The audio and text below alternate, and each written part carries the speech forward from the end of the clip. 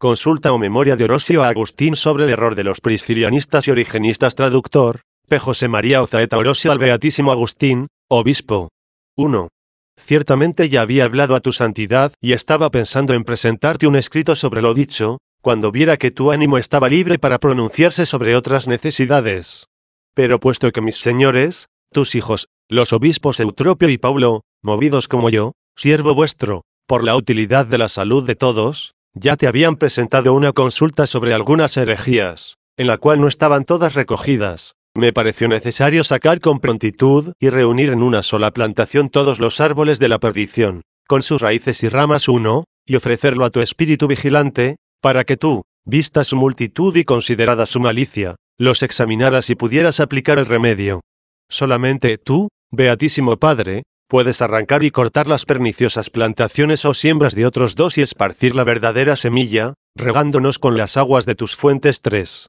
Yo prometo a Dios, a quien pongo por testigo, mientras espero el crecimiento de tu obra, que aquella tierra, que ahora da frutos no apetitosos por estar mal cultivada, si la visitares, llenándola con aquel maná misterioso que me envíes. 4. Se perfeccionará hasta producir una cosecha abundante que llegará al 100 por 1. 5. Dios nuestro Señor, a los que castigó con la espada, por ti, lo repito, por ti, Padre bienaventurado, los corregirá con la palabra. He sido enviado a ti por Dios. Gracias a Él concibo grandes esperanzas de ti, cuando pienso cómo ha sido esto de venir aquí. Reconozco por qué he venido, sin ganas, sin necesidad, sin pedir consejo he salido de la patria, movido por una fuerza oculta, hasta que me he encontrado en las orillas de esta tierra. Aquí, por fin, caí en la cuenta que venía a ti mandado. Si acoges al que confiesa, no juzgues al atrevido. Haz que vuelva a mi querida señora como hábil negociante que ha encontrado una joya preciosa. 6. No como siervo fugitivo que ha echado a perder su hacienda. Somos despedazados con mayor rigor por los doctores depravados que por los cruelísimos enemigos. Nosotros confesamos la desgracia, tú examinas la plaga. Solo es necesario, con la ayuda de Dios, proporcionar la medicina. Así, brevemente, te manifestaré lo que antes creció, que había sido mal plantado, y lo que después prevaleció, que fue añadido de modo peor. 2. En primer lugar, Prisciliano, más miserable que los maniqueos, en cuanto que también confirmó su herejía con el Antiguo Testamento, enseñando que las almas, nacidas de Dios, existen en una especie de receptáculo, donde, instruidas por los ángeles, prometen ante Dios combatir. Descendiendo luego por ciertos círculos, son aprisionadas por los principados malignos y, según la voluntad del príncipe vencedor, son encerradas en diversos cuerpos y obligadas a suscribir un contrato de vasallaje. Así, sostenía que tenía que prevalecer la astronomía, pues aseguraba que Cristo rompió ese autógrafo, clavándolo en la cruz por su pasión. 7. Como el mismo Prisciliano dice en una carta, esta primera sabiduría consiste en entender en los tipos de las almas las naturalezas de las virtudes divinas y la disposición del cuerpo, en la cual parece que el cielo y la tierra están atados, y todos los principados del siglo parecen encadenados, pero la victoria es alcanzada por las disposiciones de los santos. Porque el primer círculo de Dios y el autógrafo divino de las almas, que han de ser enviadas a la carne, lo tienen los patriarcas. Ese contrato ha sido hecho con el consentimiento de los ángeles, y de Dios, y de todas las almas, que poseen la obra contra la milicia formal, etc. También sostuvo que los nombres de los patriarcas son los miembros del alma, Rubén en la cabeza, Judá en el pecho, Leví en el corazón, Benjamín en los muslos, y así por el estilo. Por el contrario, en los miembros del cuerpo están distribuidas las señales del cielo, a saber, Aries en la cabeza, Taurus en la cerviz, Géminis en los brazos, Cáncer en el pecho, etc., queriendo dar a entender que las tinieblas eternas y el príncipe del mundo proceden de estos elementos. Todo esto lo confirma por cierto libro, titulado Memorias de los Apóstoles, en donde parece que el Salvador, interrogado en secreto por sus discípulos sobre el sentido de la parábola evangélica del sembrador, que salió a sembrar 8, no fue un buen sembrador. Afirma que, si hubiera sido bueno, no hubiera sido negligente, no hubiera sembrado a la vera del camino, o en tierra pedregosa o no preparada. 9, queriendo dar a entender que este sembrador es el que distribuye las almas cautivas en diversos cuerpos, según su voluntad. También en ese mismo libro se dicen muchas cosas del príncipe del agua y del príncipe del fuego, queriendo dar a entender que en este mundo muchas cosas buenas se hacen por artificio y no por el poder de Dios. Asimismo, Dice que Dios, queriendo dar la lluvia a los hombres, mostró al príncipe del agua la luz, como si fuera una virgen, el cual, deseando adueñarse de ella, se excitó tanto que, empapado de sudor, él mismo se convirtió en agua y quedó privado de la misma, provocando truenos con su estrépito. Una sola palabra decía de la Trinidad, afirmaba la unión sin existencia o propiedad, y enseñaba, suprimida la partícula et, que el Padre, el Hijo y el Espíritu Santo eran un solo Cristo. 3. Entonces, dos conciudadanos míos, ambos llamados Abito, después que la misma verdad por sí sola desvaneció tan torpe confusión, empezaron a viajar, pues el uno fue a Jerusalén y el otro a Roma. De vuelta, uno trajo las obras de Orígenes y el otro las de Victorino. De los dos, uno cedió el puesto al otro, aunque los dos condenaron a Prisciliano.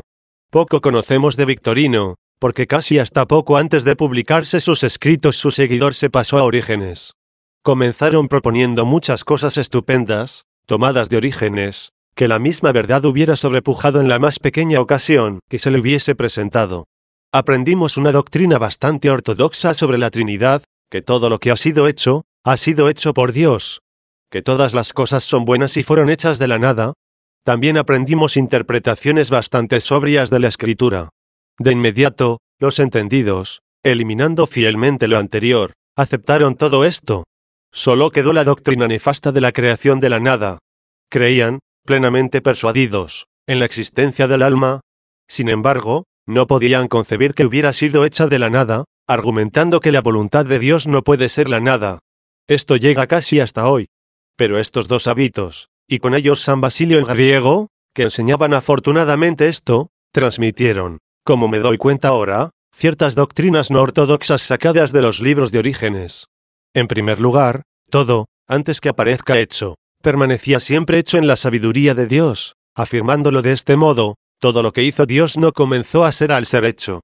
Después dijeron que son de un mismo principio y de una misma sustancia los ángeles, los principados, las potestades, las almas y los demonios, y que a los arcángeles, a las almas y a los demonios se les ha dado un lugar en conformidad con sus méritos, empleando este dicho, a una culpa menor corresponde un lugar inferior.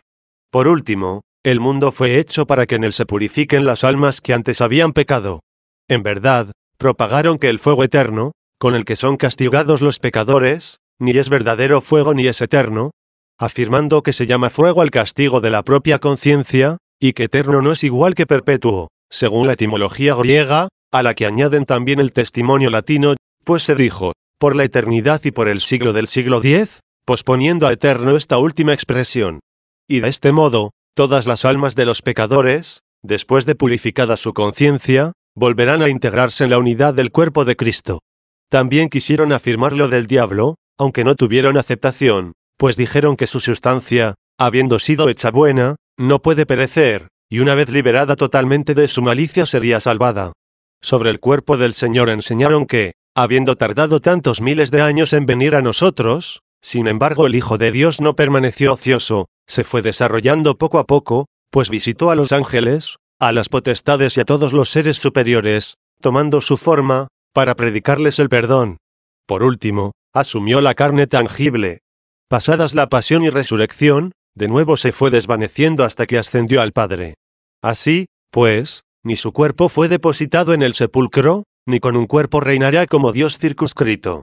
Decían asimismo que las criaturas no quieren estar sometidas a la corrupción, entendiendo que no quieren estar sometidas al sol, la luna y las estrellas, los cuales no son fulgores elementales, sino potestades racionales, proporcionan la servidumbre de la corrupción por aquel que las sometió en la esperanza.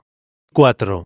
Esto, tal como lo he podido recordar, lo he expuesto brevemente, para que, examinadas todas las enfermedades, te apresures a aplicar la medicina.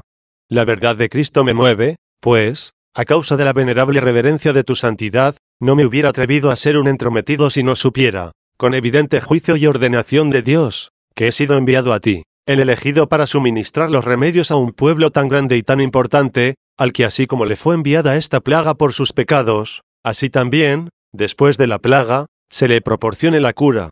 Beatísimo Padre, dígnate acordarte de mí y de la gran muchedumbre que conmigo espera, que tu palabra descienda como rocío sobre ella,